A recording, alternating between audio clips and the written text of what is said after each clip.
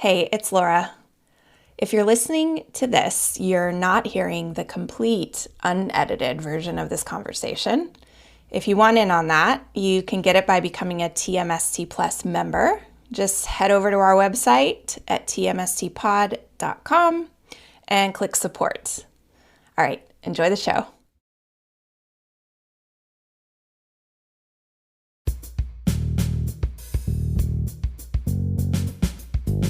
Hey, Laura here.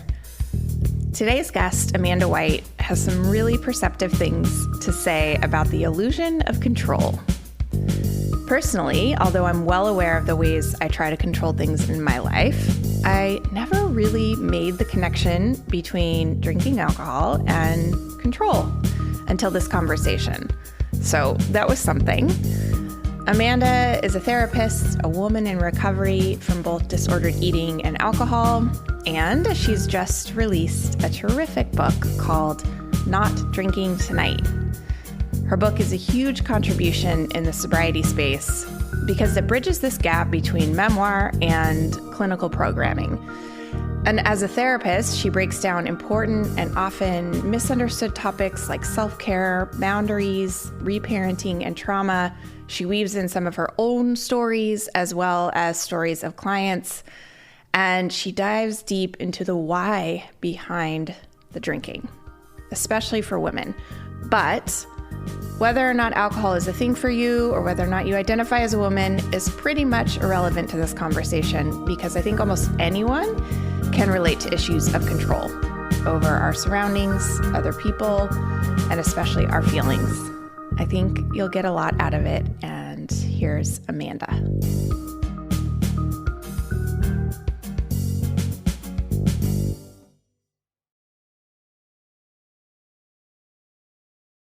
I want to start off by asking, of all the topics that you could have written about as a therapist, why did you choose to write about drinking and alcohol? I'm sober, so I don't drink, and it's a big part of my life. But I think that the coolest thing about sobriety or exploring kind of alcohol is it just changes how I see the world. And it's connected to everything. So if you like my content, if you like that I talk about boundaries or self-care, or authenticity, or deep connections or whatever, all of that is informed from being sober and being awake enough to be in touch with all of that. So I guess that's just my personal philosophy, but I also felt like there wasn't a book written out there by a therapist. There's a lot of amazing quit lit out there, but there wasn't anything that kind of was why we drink, the deeper reasons, and kind of like, yes, you could read maybe 20 books and understand all of this, but I wanted to put something together where someone could really understand not just how to stop drinking, but why they drink and how it might be connected to deeper things. Yeah, and you do that. That's, I think, the big payoff for your book versus others. And you talk mostly about women too. Do you only work with women? So it's funny. What happens is that when I got my internship at a drug and alcohol rehab, drug and alcohol rehabs are very gender segregated. So they assigned me to be with the women, and then I got a job and they were like, well, you already worked with women, so you'll just be with women. And then I got really into also working with eating disorders, which is mostly women. So when it came time for me to start my own private practice, I said that I would just work with women because that was kind of natural for me. And then I just named my practice Therapy for Women for that reason. I named my account that. I don't personally work with that many men. I think almost everything I write applies to lots of people, but these days everyone likes a target demographic. Yeah, no, I think that's great. Your book is definitely not only for women. Some of the themes that I want to ask you about, I think, are more prevalent for women. So one of the things I love that you talk about is reparenting. Explain. What is reparenting? So my definition of reparenting is kind of learning how to be an adult. It's like filling in all the gaps that a lot of us didn't get growing up. And it's not even that your parents were bad parents or they neglected you. I mean, a big part of reparenting in the book that I talk about is like, we may have to recover from overparenting, right? Where our parents did things for us and we never learned some simpler things in life. And for me personally, when I got sober, it was a huge part of my journey was I didn't know how to set boundaries. I didn't know how to process emotions. I didn't know how to have any sort of communication with people and share that I was frustrated with them. And I really see that with all of the work that I do with my clients. And it's the biggest thing I think really that people don't learn how to do. And it's kind of that emotional sobriety idea. If we don't heal what's going on, if we don't learn and fill in these gaps, we're likely to pick up a drink or do something else again.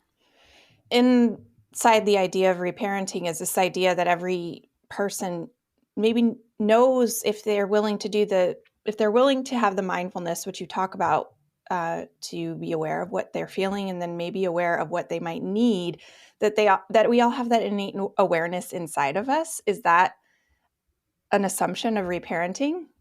Yeah. I mean, it might take time, I think, to know that. And I think that is one of the beautiful things about sobriety is you kind of unearth and get away with all the stuff that's been blocking you from what you really love, what you care about, what's important to you, and lets you kind of tap into that inner wisdom. Like it doesn't have to necessarily be spirituality, but I do think we all have an inner wisdom that we can kind of tap into.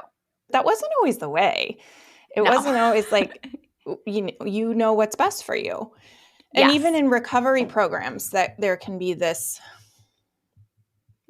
we know what's best for you, but you don't. And I think that actually comes from a good place. Yeah. But your message is you have someone very wise in you. You have an inner knowing. That's one thing that I love that you talk about, Laura, too, is I also was in a 12-step program. So I'm very intimately familiar with it, professionally familiar with it. And that is what's hard, because I agree. I think it does come from a good place. And when you are in the depths of your addiction, sometimes you can't be attached, right, to that inner knowing because you're so blocked from it that you do need someone to kind of just tell you what to do day to day, put one foot in front of the other. I think the problem is when we do get to that point where we have tapped into it, and especially if our inner knowing is saying, maybe you want to explore this or you want to explore that, and there's no room for that can kind of get sticky. Right. It's when it becomes dogmatic that it's sticky. So one of the aspects of reparenting that you talk about is self-care. And I love the way you talk about self-care because it's, you say, we say it's like bubble baths and stuff like that. And I think generally people know that it's not quite that, but you really break it down. So can we go into the details of the types of self-care? Absolutely. It's finding that line of what is genuine self-care. And I think this is why it's a part of reparenting, is it's kind of looking at yourself as if you were a loving parent to yourself. What would you push? What would you, scale back on? And that is why it's a little messy, where there's physical self-care, which is actual physical, because self-care is really connected also to our basic needs being met too. So that's a big part of it. So physically, right? Eating enough, drinking enough water, dressing yourself, bathing, all of those. People typically know what physical self-care is. There's emotional self-care, which is what you expose yourself to, the people that you talk to, how different emotions or being around people impacts you. Watching a TV show may have an impact on your emotions. Hold on, before you go on, I want to just stop on emotional self-care. Yeah, please. Yeah. There's so much there. Okay. So an example of emotional self-care could be deciding not to go to a certain thing with your family. Yes. Because you just don't have the energy in your bank emotionally to do it. Exactly. Or what else? Because this, I think, is not always seen as self-care. Emotional self-care could also be, right? Because there's a part of self-care of like taking care of your future self too. So emotional self-care could also be setting a boundary now when it's like uncomfortable and maybe you don't want to, because you know that then you won't have to enter into these uncomfortable conversations in the future. Oh God, I love this one. I think a lot of us feel like it's too, I can just suck it up. I don't want to have this conversation with this person. I'm exhausted. I'm going to just allow them to talk to me this way or say this thing around me that bothers me. Or, I mean, to make it real physical with drinking, right? Like, I'm going to let them ask me, why I'm not drinking still, even though I don't. And I'm not going to talk to them or ask them not to ask me. I'm just going to put up with it. Exactly. So you're expending more energy now having this conversation, but you're saving yourself future emotional drains, frustration, all of that by having that conversation now. So then that person knows how to treat you the next time you show up, and they won't ask you why or say that thing that you don't want them to say to you. Yeah. Yeah, it's a big one. Okay, so emotional self-care, and then financial is what you were saying next? Yeah. I think this is a big one too, because self-care can get into like treat yourself, and they are not the same thing. Right. I'm not against people treating themselves, but that's not self-care. So, financial self-care sometimes looks like telling yourself you're not going to get takeout tonight. You're not going to go to this event because it doesn't fit in your budget. It might look like creating a budget for the first time. It's looking at like maybe your taxes for the first time. I mean, I remember when I got sober, one of the biggest things I did was I like actually made myself look at my bank accounts and stuff like that, because when I was drinking, I didn't want to know. Again, it's this reparenting point of you're having the hard conversation with yourself. You're looking at things you don't want to look at in the moment, but it's taking care of yourself because you're going to feel so much better when you actually know what's going on with your bank account and what choices that you can make for your future self. How do people not turn in this self-care practice into another thing to be perfect about? That's a great question. I think if you look at it as a checklist, it can definitely go that way. One thing that I talk about and believe in is because some things might be self-care for you sometimes and not others. And I think if people really realize that, they can recognize that it's impossible to be perfect with this, right? Because sometimes self-care is getting takeout and sometimes self-care is not getting takeout. So there's no real rule you can create to make yourself be perfect at self-care, because it's dynamic, it changes. Even things change in your life and your self-care is going to have to look different. You put it under reparenting, which I love, as a reparenting practice. Even if you haven't had a loving parent in your life, what makes me responsible but also loved? Like, what is compassionate and responsible? Yes, exactly. Right. Because it's holding those two things at the same time. And sometimes too, people will say to me, if I'm nice to myself, I'm letting myself off the hook. And those two things can exist at the same time in the same way. And maybe no one has ever done this to you, but like you can compassionately set boundaries with someone and out of love, tell them what works and what doesn't work for you. And you can do the same thing to yourself. Yeah. Well, I think, I mean, we're so weird, and we're in this weird puritanical culture where if you suffer more, like suffering is the way. Yeah. And I think we confuse responsibility with duty, right? Yes. But responsibility is like, okay, if I want to be responsible for my experience.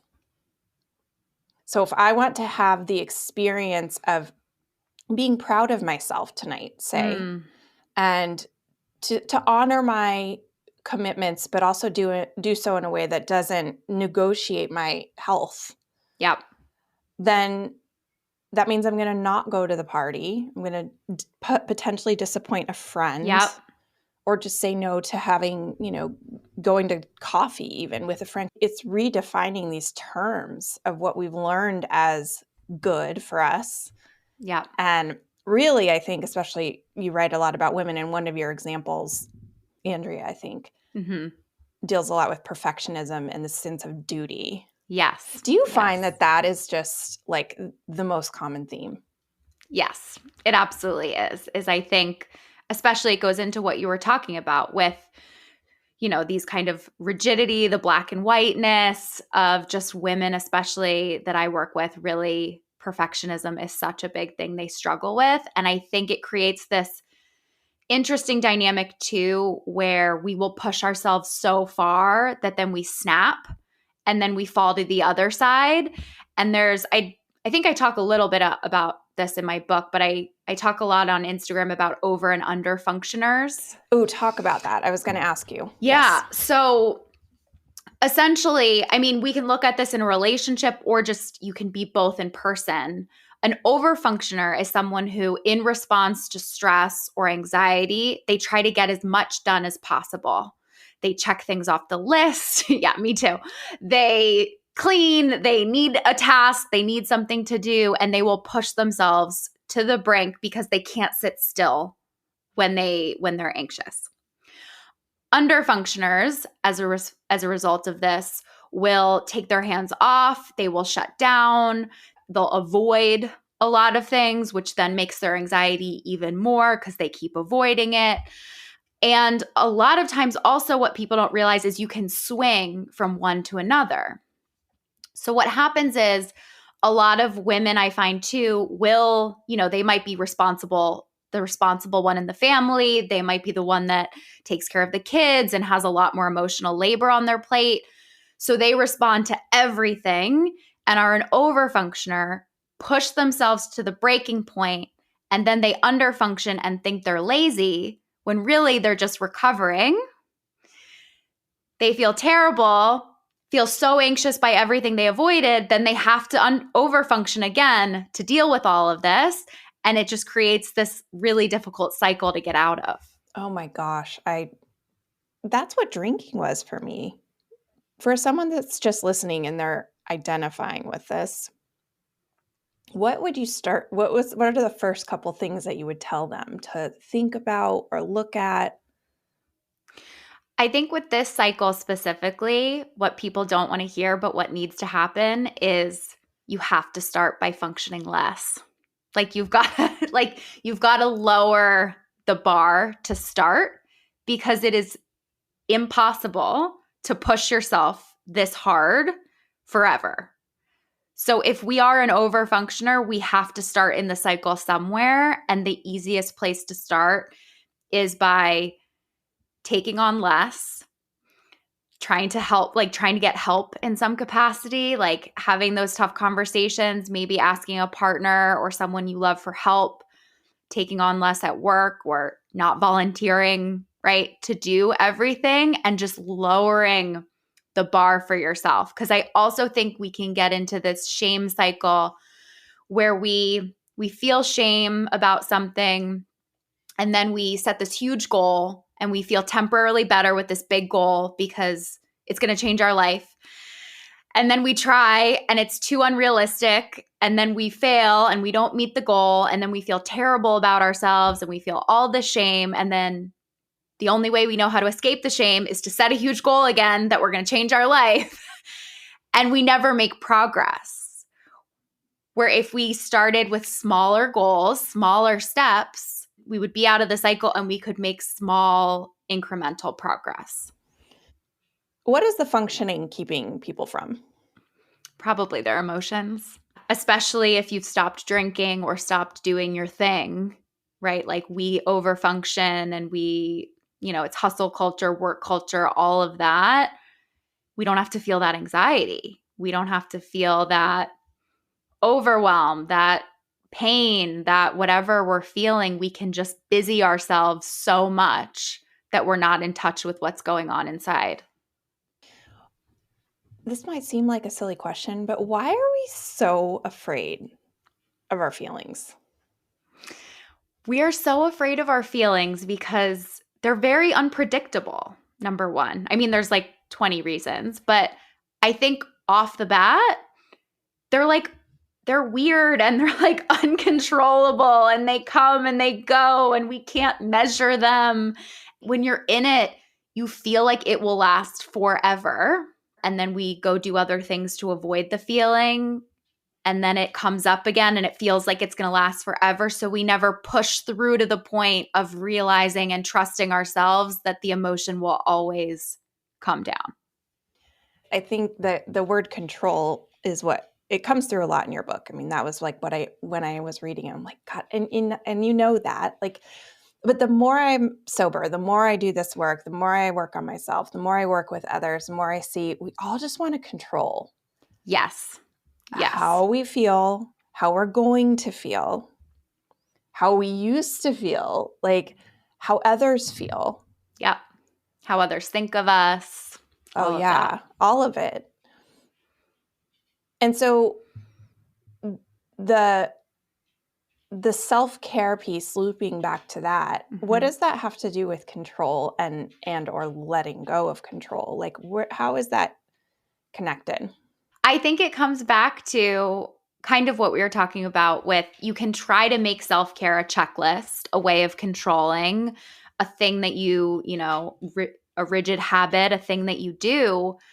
But because real self-care is flexible and changes and is unpredictable depending on how you feel and is a lot of self-care. I mean, I have questions in my book about how do you know something is self-care? And one of the biggest questions is how do you feel afterwards? Not before, because a lot of us who are anxious feel terrible before we go do something. But if we feel better afterwards, right? Which is also different in how you can tell if you're exhausted and you need to sleep and you force yourself to go and you feel worse after going, that's a sign that it's not self-care for you. So I think real self-care is messy and changes. And it's the same with our emotions because it's very based on how we feel and being responsible for creating how we want to feel. So what have you noticed in yourself or in the people that you've worked with? What's the reality of this emotional, out of control weather that we experience as humans? Because when I got sober, certainly it was like erratic and all over the place and up and down. And I still have periods like that, kind of, but it's more even. I think most of us do start off with really high ups and downs. And I think a part of that too is because we've been avoiding our emotions over time, maybe drinking over them. Our body doesn't trust us yet. It's kind of like when you are like if you don't eat enough, your body, or you don't sleep enough, your body stops sending signals because it's like, all right, well, you're not listening to me anyway. Right. So then if you're catching up, your body doesn't trust that there will be enough food or there'll be enough rest. So you might need to swing into kind of, the other side of it. But over time, you'll trust yourself, your body will trust, and those emotions will become less intense, become less overwhelming. Of course, you'll still have your moments, but the more you allow yourself to feel your feelings, and the big thing people not mess up with this, but get wrong about emotions too is sometimes you can't judge your emotions while you're like that prevents you from processing them. I know. That's the hardest part though. It is. It is. It really is. Like you don't want to be feeling the thing you're feeling, or you've been taught to demonize the thing you're feeling. Yeah. Anger. Or we get caught in intellectualizing it. Why am I feeling this? What's wrong with me? What can I, all of that versus coming from a place of curiosity. Again, like that gentle parent of like, I wonder, what's going on for you? What might be helpful that we could do today to support you, So those questions instead, but it's very hard for sure.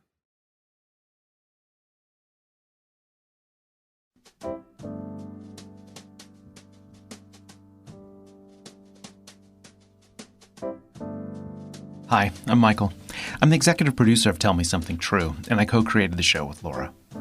We built TMST and our online community with the hope of creating a sane spot on the internet. We're really passionate about the ad-free nature of this work. Our belief is that this project will work best if we're not hustling to keep advertisers happy, and we keep our attention on you, the TMST community.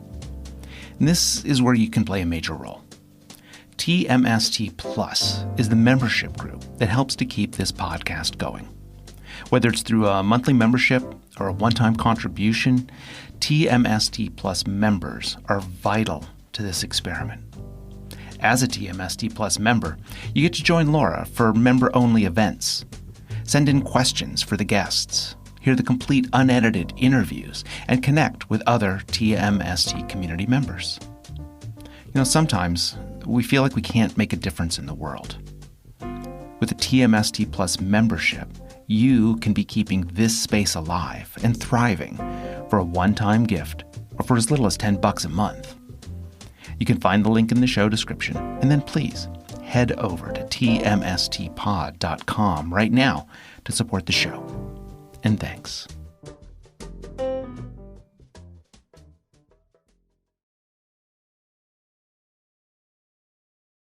So one of the things that I really like that you do is go into diet culture, and that, something unique about your book too. So where did that come from? Why did you decide to do that? Talk about it. You use this specific client example again, Andrea, where she starts to experiment with not drinking and almost immediately flips to this big diet and Yes. intermittent fasting and this whole plan and workouts, and I'll let you explain it. So it came from my experience first. I'm in recovery from an eating disorder. And I mean, it was kind of the whole reason I really wanted to write this book too, is to get into the weeds of co-addiction and cross-addiction and how we can addiction switch. Because for me, I literally went through multiple years of I would stop drinking, my eating disorder would come back. I would get into recovery from my eating disorder, I would start drinking. I would drink, I would relapse. And it was insane. And it wasn't until I was able to do both really at the same time and see the connection between the overlap and see how I would jump from one to another that I was able to make progress. And then I worked at an addiction facility for a number of years. And specifically, I worked in a long-term women's facility. Everyone said very few of them said they had eating disorders. And then they would stay for, they would go to rehab and then they would come to me, and it was a 90-day program. So by the time they left, they'd been there for 4 months. And 90% of them ended up with some sort of thing with food. Oh, God. It was insane how high the percentage was. And I've done research on it. And the statistics say 20 to 40% of people with substance use disorders also have eating disorders. And that's a very high statistic when you think of how it's a very strict criteria to meet the criteria for an eating disorder. Exactly. Yeah. So that doesn't even include a lot of the people I was talking about. And I was shocked because you may have heard this in addiction circles too. People used to say, I'd rather be high and skinny than drunk and fat, or sober and fat. Mm-hmm. And it really shows up in whether people would say they would end up disclosing that they started drinking or using to control their weight, or people then get sober and they gain weight, probably because they need to, because they're eating enough for the first time in a while. They may not have had good nutrition for a while, and if you look at principles of nutrition, eating enough is always first. Before we go up the hierarchy of anything else, we need people to eat enough first, especially if they haven't been. Then people would end up relapsing a lot of times because they didn't like the weight they were in. They felt uncomfortable. You're already going through so much change, and then your body changes.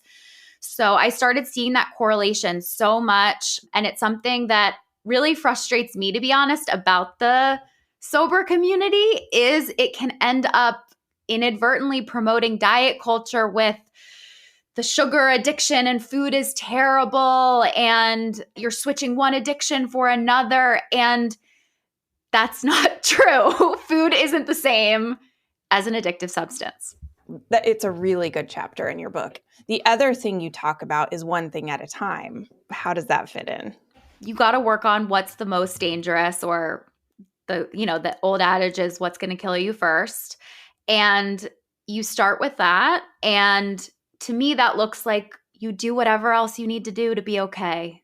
And it might look like sleeping a lot. It might look like eating more cookies or sugar or whatever in the beginning, because you can't just go from, getting sober is really freaking hard, Yeah. Well, but people try. That's the thing. It's not a matter of just being nicer to yourself. Yes. It is that, but it really doesn't work.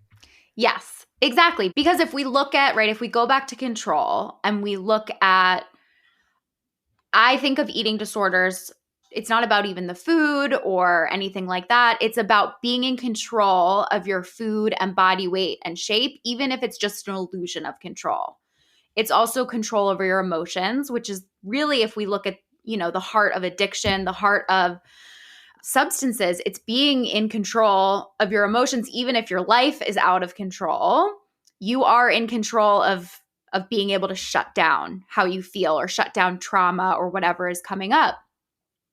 So if we just go from controlling one thing to controlling another, we aren't going to be able to do that deeper work that's going to keep us in recovery. You just said something that I've never thought of before or realized.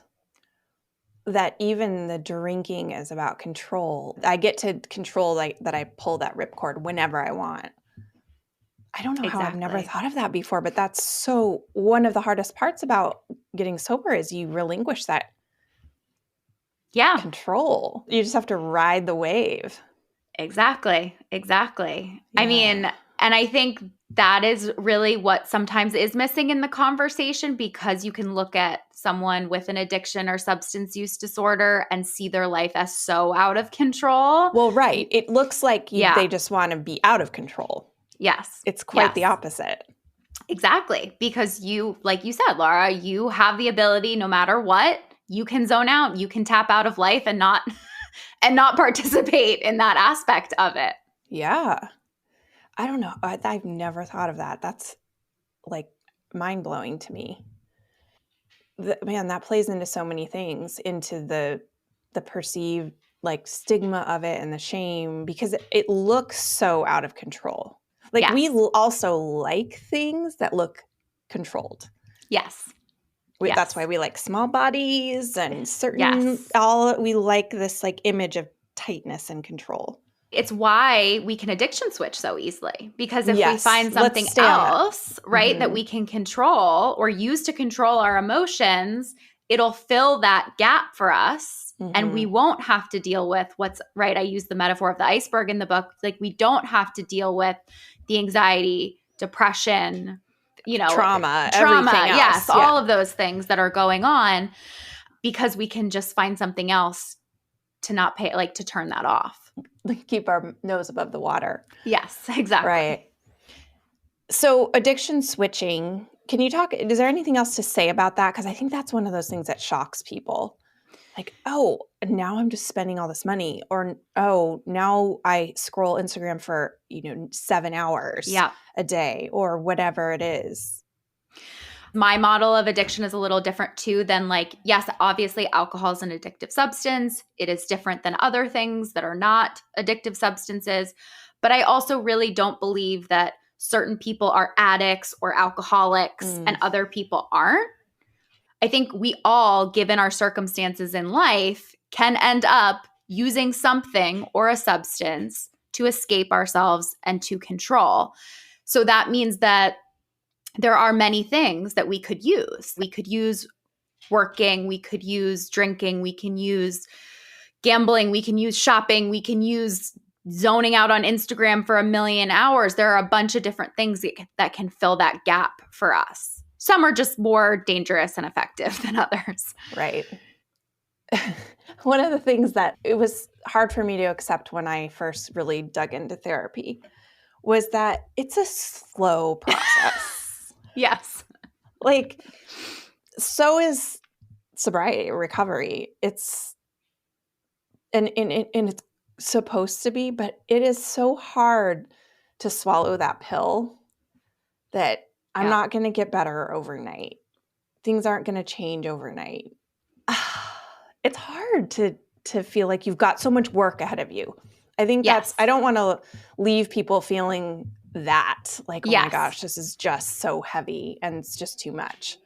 What sort of hopeful things are you seeing in overall? And then, just thoughts about the upside of sobriety and therapy. Yeah. I mean, I think the first thing to remember too is that we learned these patterns and these patterns didn't show up overnight. So to unlearn them is going to also take time. And I think if we can put into perspective for people, how much time did you spend doing this? How much time have you practiced, right, this habit of overfunctioning, underfunctioning? How long have you had anxiety? All of these things. It can help a little bit with recognizing that this is going to also take some time to unlearn and kind of work through. This sounds like a lot, and I know what you mean. It can be like overwhelming, I think, when you unravel one thing to another. I'm kind of the belief that everyone has their stuff and everyone has things that they're working through, and life is hard for everyone. So, I mean, sobriety is really hard and really overwhelming, but it's also like one of the things that I think makes life most worth living. Like, not everyone has to be sober to have a life worth living, but I think the journey that you go on in sobriety, other people have pieces of it. I've been thinking a lot lately with the pandemic about, like, have you watched the show Station 11? No. I highly recommend it. It's all about what makes life worth living, like, after, at the end of the day. Sounds like a show right up my alley. And I've been thinking about with, like, sobriety and stuff, right? It's like you're awake, so it's more painful day to day, but you also get to experience more things awake day to day, right? It's what Brene Brown says, you can't numb the bad without also numbing the good and the joy. So while it's harder, it's also it's so much more true. It's so much more alive. And that's what life is kind of about, is experiencing these little moments and being present for it. You're so right. We all have to do, I had Veronica Valley on just a few episodes back, and she always says, like, this is work everyone has to do. Yeah. It's just most people don't answer the call, and people who struggle with addiction just kind of have an urgency about it, but everyone has to do it, right? Yes.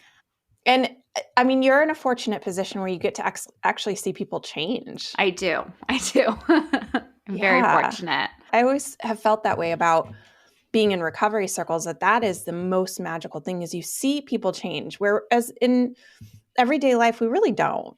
The old thing is, things stay the same. People don't change, but they do. And not just little, miraculously, like day and night, life-changing. Wow, you can't believe it's the same person 2 years later. And you can change that way. You might, like, to the point where you don't you might not see it along the way. Like, the biggest thing for me is I actually got to choose the life I wanted to live. I know. Like, no longer were things just happening to me. I know. I could actually participate and say, I don't want to be a flaky person. So I'm going to work really hard to show up and be on time and do all of these hard things because I'm sick of this. And that is so powerful. I mean, the confidence you get, I think, from, like, changing your life and living a life that is in line with your values and that you create is just so powerful compared to some people who just go about their days and live life as what was dealt to them without questioning or thinking they can change anything. Yeah, it is quite something to decide, okay, I've always thought of myself as this type of person, but what if I'm not? what if I'm not the party girl? What if I'm not who you call when you want to have the most fun? What if I'm who you call when you're in a lot of pain, or you're really scared or whatever it is? I'd so much rather be that phone call. Yeah, you can change that, and you have a lot more power when you aren't leaving your body, all the time during the day or at night. Well, I'm so glad you wrote this book. I think it fills this really needed gap between memoir and clinical self-help, where it's really based on storytelling. You do a really, really good job of breaking down things like self-care and trauma and boundaries in a way that can be used. Plus, you have all kinds of resources in the back, which I think is amazing. And you did a really good job. Thank you. Yeah. Well, it was so amazing to chat with you, Laura. I love all of your work, and your book is one of my favorites. So it was really cool to chat with you.